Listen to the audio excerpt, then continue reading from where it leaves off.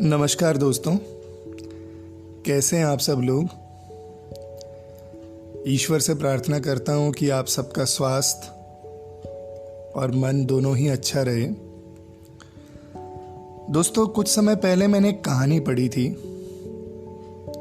कहानी का नाम 4 मोमबत्तियां हैं और ये कहानी जो है वो मुझे काफ़ी प्रेरणादायक लगी। तो मैं इस कहानी को आज आप सभी के साथ साझा करने जा रहा हूं। तो मैं कहानी की शुरुआत करता हूं। दोस्तों, रात का समय था। चारों ओर घुप अंधेरा छाया हुआ था। केवल एक ही कमरा प्रकाशित था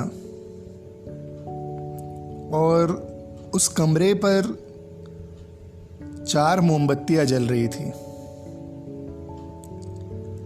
चारों मोमबत्तियां एकांत देखकर आपस में बातें करने लगी। पहली मोमबत्ती बोली, मैं शांति हूं। जब मैं इस दुनिया को देखती हूं तो बहुत दुखी होती हूं। चारों ओर आपाधापी, लूट खसोट और हिंसा का बोलबाला है। ऐसे में यहां रहना बहुत मुश्किल है। मैं अब यहां और नहीं रह सकती। अब इतना कहकर मोमबत्ती जो है वो बुझ गई। अब दोस्तों, दूसरी मोमबत्ती भी अपने मन की बात कहने लगी। वो बोली, मैं विश्वास हूं। मुझे लगता है कि झूठ, धोखा, फरेब, बेईमानी मेरा वजूद खत्म करने जा रहे हैं। ये जगह अब मेरे रहने लायक नहीं रही। मैं भी जा रही हूं। इतना कहकर दूसरी मोमबत्ती भी बुझ गई। अब दोस्तों, तीसरी मोमबत्ती भी दुखी थी। वो बोलती है, मैं प्रेम हूं। मैं हर किसी के लिए हर पल जल सकती हूं, लेकिन अब किसी के पास मेरे लिए वक्त ही नहीं बचा। स्वार्थ और नफरत का भाव मेरा स्थान लेता जा रहा है। लोगों के मन में अपनों के प्रति भी प्रेम भावना नहीं बची। अब ये सहना मेरे बस की बात नहीं। मेरे लिए तो जाना ही ठीक होगा। अब इतना कहकर तीसरी मोमबत्ती भी बुझ गई।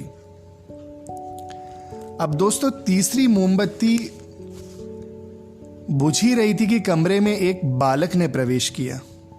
एक लड़के ने प्रवेश किया। मोमबत्तियों को बुझा हुआ देख उसे बहुत दुख हुआ। वो बहुत दुखी हुआ लड़का। उसकी आंखों से आंसू बहने लगे। दुखी मन से वो बोला, इस तरह बीच में ही मेरे जीवन में अंधेरा कर कैसे जा सकती हो तुम? तुम्हें तो अंत तक पूरा जलना था, लेकिन तुमने मेरा साथ छोड़ दिया। अब मैं क्या करूंगा? अब बालक की बात सुन चौथी मोमबत्ती बोली, घबराओ नहीं बालक, मैं आशा हूं और मैं तुम्हारे साथ हूं।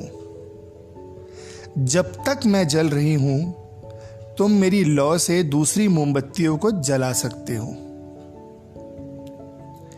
अब दोस्तों, चौथी मोमबत्ती की बात सुनकर उस लड़के का ढाढ़स बंध गया।